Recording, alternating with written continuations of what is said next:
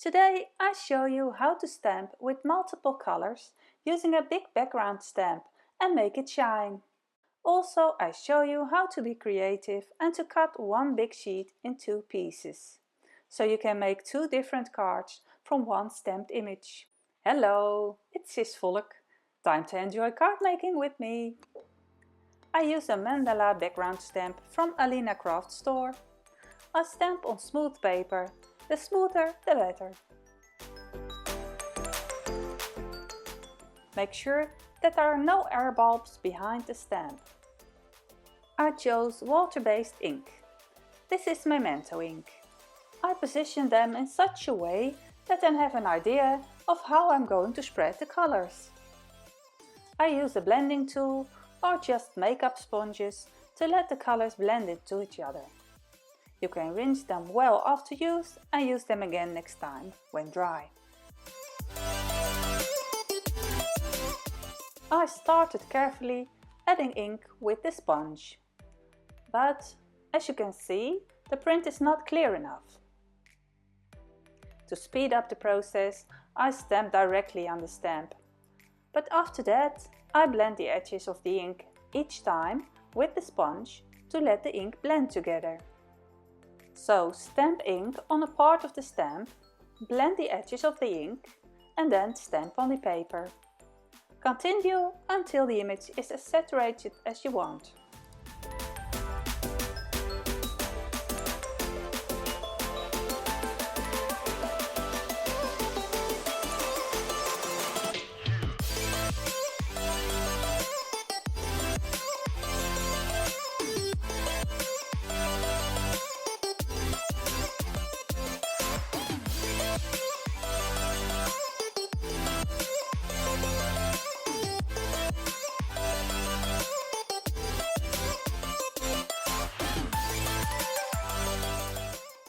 Be aware of the dark colors.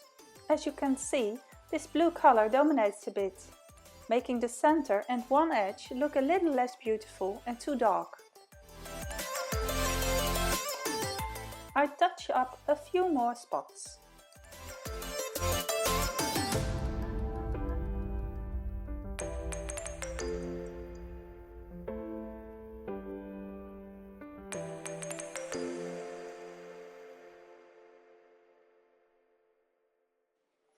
And here I ink the entire outer edge with yellow ink.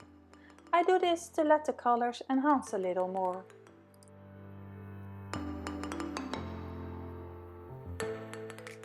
Clean the stamp well. I do this with a water spray can and a microfiber cloth. The image must be dry to continue with the next step.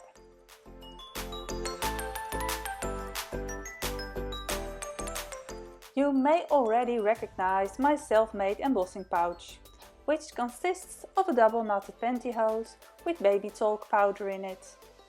The powder that comes out ensures that no embossing powder will stick to places where you don't want it. I'm now stamping with Versamark ink, my favorite embossing ink. AlinaCraft store sells her own embossing ink. I don't have it, but I'll put a link in the description for you if you are interested in buying one.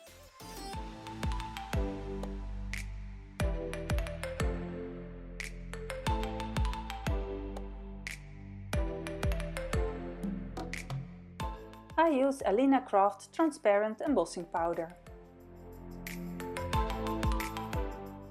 Heat setting is always so magical.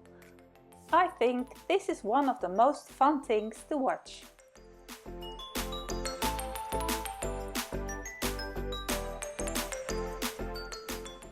I'm satisfied with the result. Next time I should be more careful with blue and red blending together. Often it's also a matter of trying it out.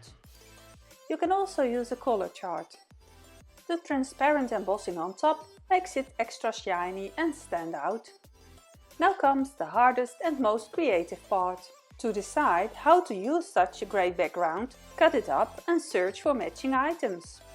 Eat, craft, sleep, repeat could be nice when centered on a large square card. "You inspire me" fits very well on the side.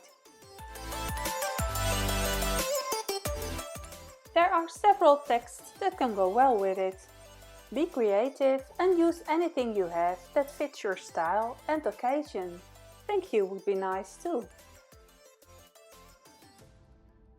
I've cut an A4 paper in half and I now score it at 10.5 cm for my card base. To determine how and where I want to cut, I picked a die with about the same size of the card. I use it to search for the best place for cutting the panel.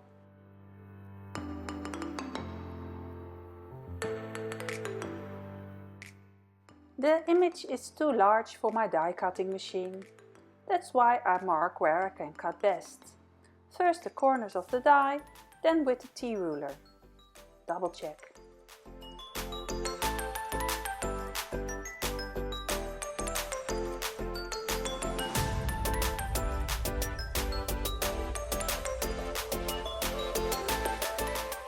Ow, that hurts a bit.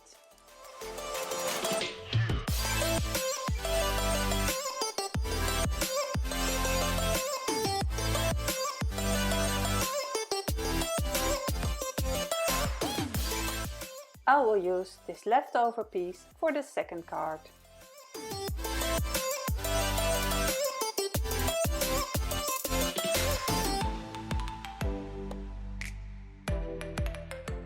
The panel is slightly smaller than the card base. I did this on purpose. I sign it off so that it has equal distance on all sides. I erase the pencil lines. To make the text stand out better, I want to stamp on black paper. With the help of the lines on my stamping tool, I can align the text straight. If you don't have that, use a checkered paper instead. Make it anti-static again with talc powder and stamp with Versamark ink.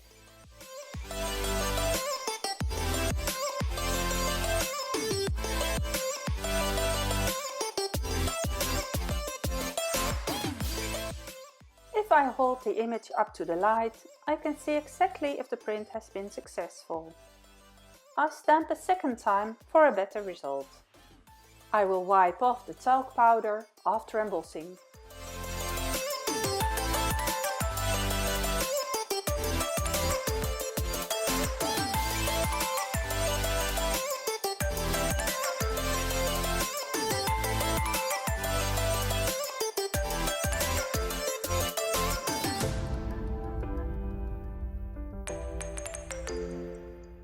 I use AlinaCraft's white embossing powder.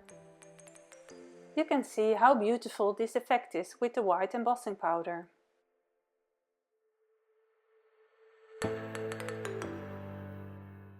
Apparently I either didn't use enough talcum powder or I didn't tap the embossing powder properly, because there's exactly a white grain in the letter P and that bothers me.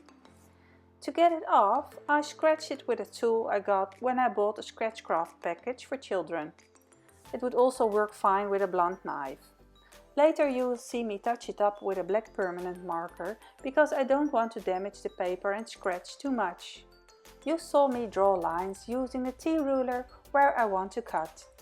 I choose to cut around the overhanging parts of the letters. If I would have drawn the lines above and below the uppercase text, the text strip would become too thick, and I avoided that this way.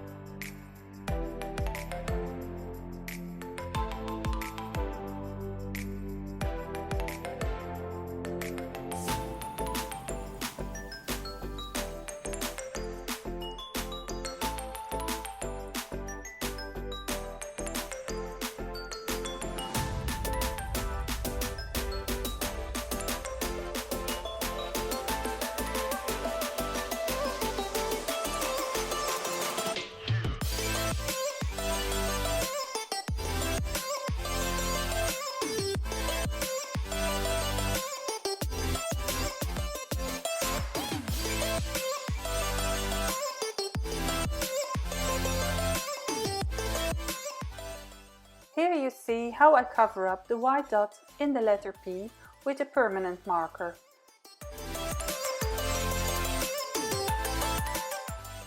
I use a Faber-Castell size XS.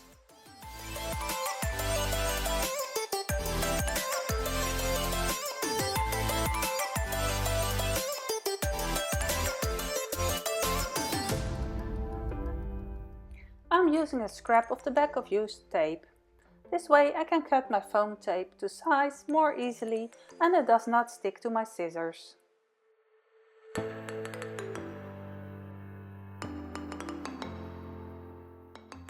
I color the edges of the foam tape with a black Arteza permanent marker. That way you can't see the white foam stand out behind the black strip.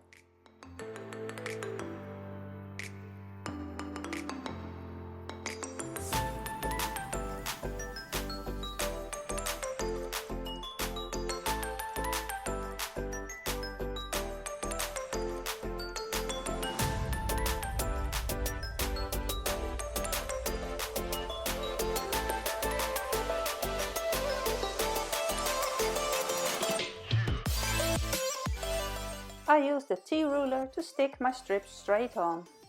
Such a ruler is so handy. I'll cut off the overhanging edges. Before I stick the panel to the card base, I want to stamp the back first. You can personalize your card to let it show that it's a handmade card. I choose to stamp "Created with Care" on it. This stamp set is super handy for this. There's a link in the description below.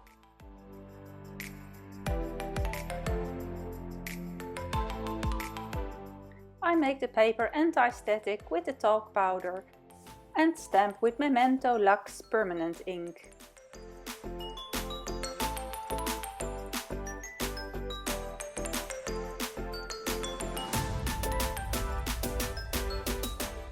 I clean the stamp with a little water from a spray bottle and a microfiber cloth. You do not necessarily have to buy such a spray can in a hobby store. They are also sold in budget stores. Now I'm going to try to color the paint splatter in the same colors as the card.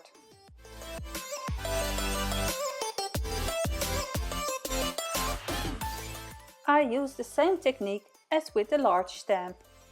Stamp a small piece and soften the edges with the makeup sponge.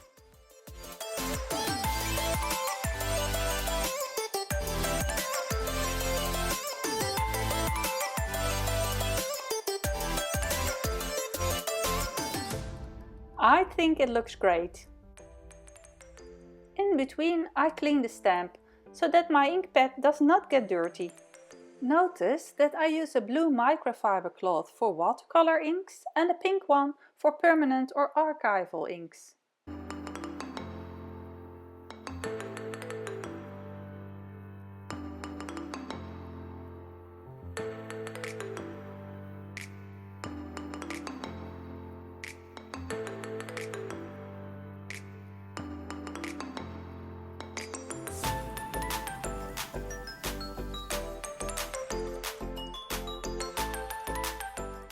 I decide to emboss this print as well for an extra glossy effect. Adding glossy accents could also be used, of course, but with transparent embossing it's slightly thinner.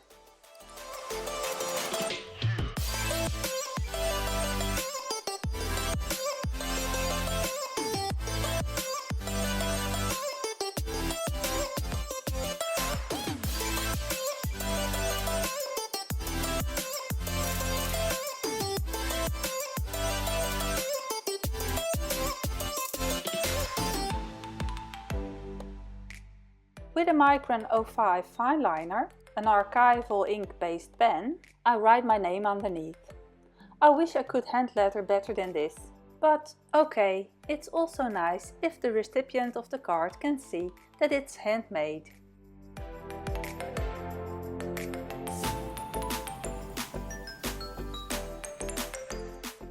I'm going to glue the panel to the front of the card base now.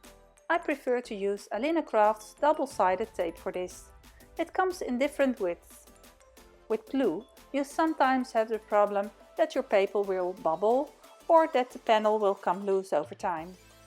You don't have that with this double-sided tape. It's much sturdier than a double-sided tape with a white tearable strip in between. You can't tear it, you have to cut it, which is a bit more difficult, but because it's so sturdy, even a very thin roll remains intact and sticks very firmly. This is the best way to put it on. Just release tiny strips of the backing paper on all 4 corners and pull them off when the panel is in the right place.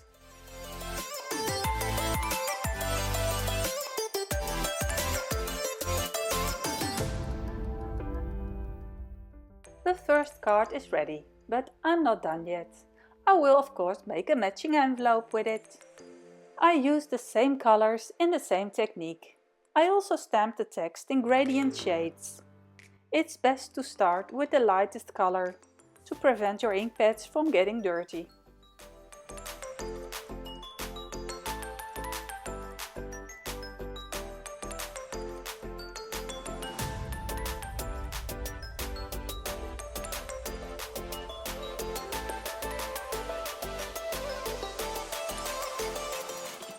And here you see the result. Take a try to make your own. It's not that difficult. Just try and use my tips. Now I will continue with the leftover piece. I decided to cut it in half and stick it in opposite corners.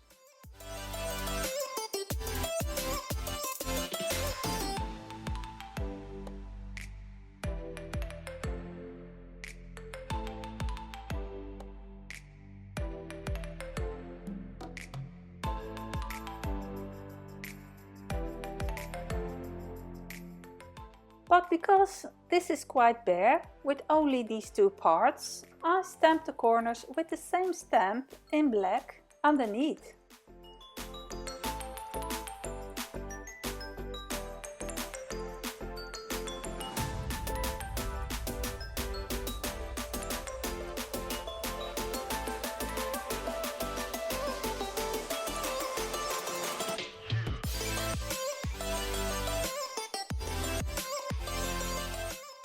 Unfortunately, the corners are not symmetrical, so I have to reapply the stamp to the stamping tool.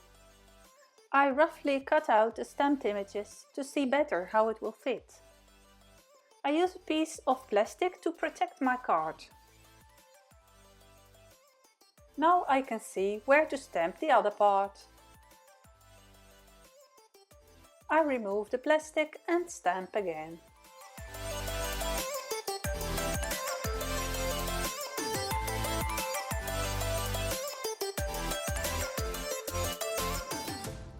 I heat set it to avoid smearing my work. I blow on both sides of the paper to prevent the paper from bulging. I made a similar text strip like I made for the first card. To make the cutting easier, I first draw a pencil line. I did this for both corners.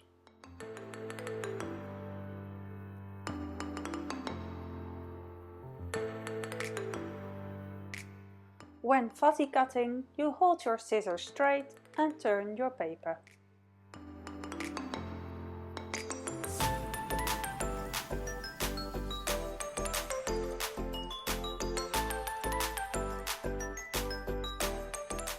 You can easily smooth out the paper with a bone folder.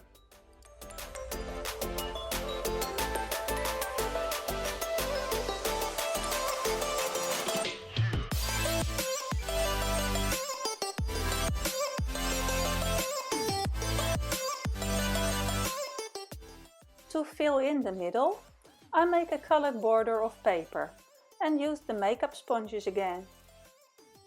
To prevent ink from getting on my fingers or fingerprints on the paper, I stick a piece of purple tape on my fingers. If you have present seal, you could also use that. I'm not very accurate this time. Most of the ink will be covered by the black text strip.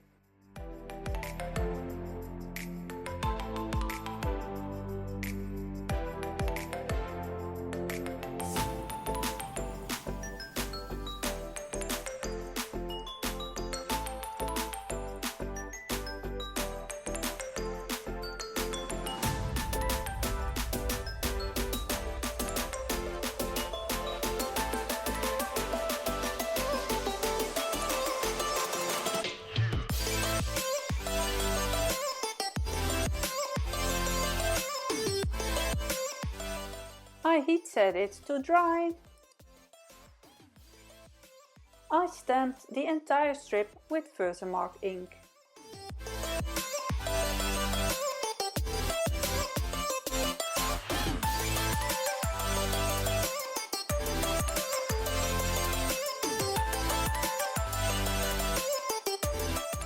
And now I sprinkle clear embossing powder over it.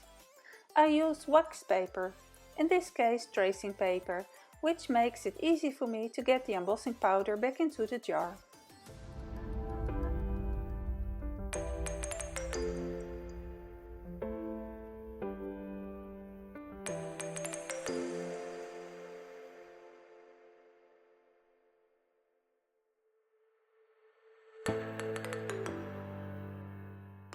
When the embossing powder has cooled down, I cut out the edges in the same shape as the stamp.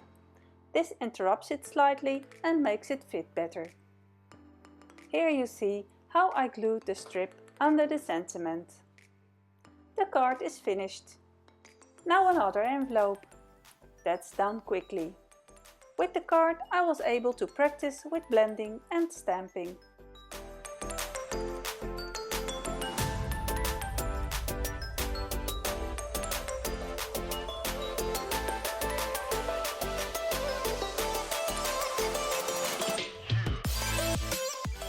And again I put some yellow on the edge.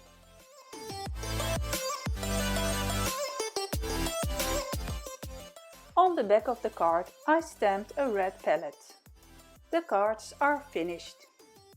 I hope I was able to inspire you and give you a lot of tips.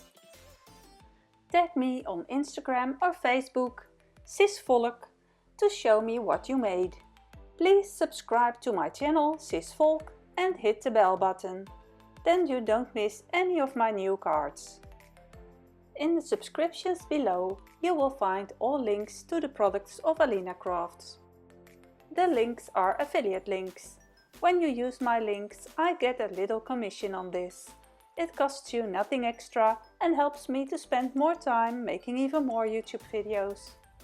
Thanks for watching! Don't forget to comment, like and follow me. I'll see you next time!